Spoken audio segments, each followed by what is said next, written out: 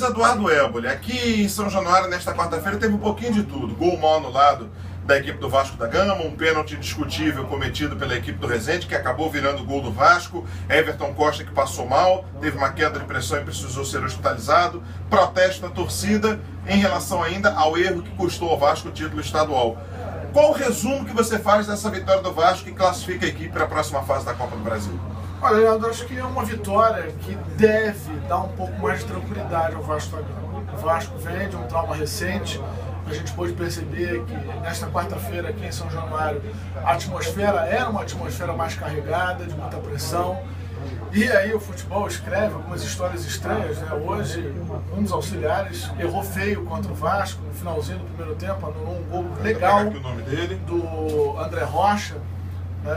Foi o Francisco Pereira de Souza, o auxiliar que corre aqui pelo mesmo lado das cabines. E isso aconteceu aos 47 minutos do primeiro tempo, ou seja, o Vasco sairia de campo com a vitória no intervalo, mas os jogadores saíram muito irritados com mais esse erro da arbitragem, a torcida também ficou muito irritada e o segundo tempo tinha tudo para ser muito complicado para o Vasco, mas nem foi tão complicado assim.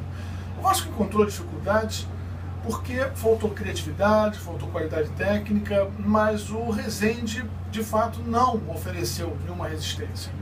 O Resende se fechou, jogou muito para o empate. O Resende, desde o início, jogou para empatar o jogo. Então, o que a gente viu no segundo tempo foi um ataque contra a defesa, só que o Vasco tendo aquela dificuldade de fazer a jogada de área. O Edson Batista foi obrigado a fazer as alterações por motivos médicos, e uma das alterações fez muito bem a equipe do Vasco, a entrada do Montoya, que deu uma velocidade, deu uma agressividade, uma velocidade, principalmente a transição do meio de campo com o ataque, que o Vasco não conseguia ter. E aos pouquinhos o Vasco foi se aproximando da área do Resende e de tanto insistir, acabou tendo o pênalti aos 24 minutos, pênalti em cima do Reginaldo, o zagueiro Thiago agarrou a manga do Reginaldo, pênalti, no meu entendimento, bem marcado, né? E o Douglas bateu e fez 1-0. E aí o Vasco controlou a partida até o final, quando houve, aos 46 minutos do segundo tempo, lance de área a favor do Resende. Novamente aí, pela ponta direita do corner. Novamente, um escanteio. E novamente, um zagueiro adversário subiu sozinho. No domingo foi o Wallace, hoje foi o Thiago. Para a sorte do Vasco, o Thiago não cabeceou bem e o Martins Silva fez a defesa.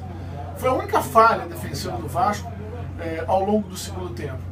Então a gente pode dizer que o Vasco conseguiu seu resultado, controlou o adversário, tecnicamente não fez uma partida brilhante, porque não tem recursos técnicos para isso, mas o técnico Edson Batista lidou também com muitas dificuldades, desfalques, antes da partida, durante o jogo, problemas médicos, e mesmo assim conseguiu arrancar esse importante resultado. E repito, deve trazer um pouco mais de tranquilidade ao Vasco. O Vasco tem que esquecer da arbitragem e jogar futebol.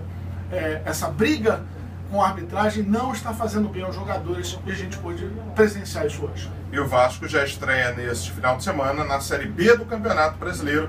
É deixar um pouquinho para trás o que aconteceu no estadual e pensar na sequência da Copa do Brasil e no Campeonato Brasileiro. CBN Rádio que toca notícia, também no esporte.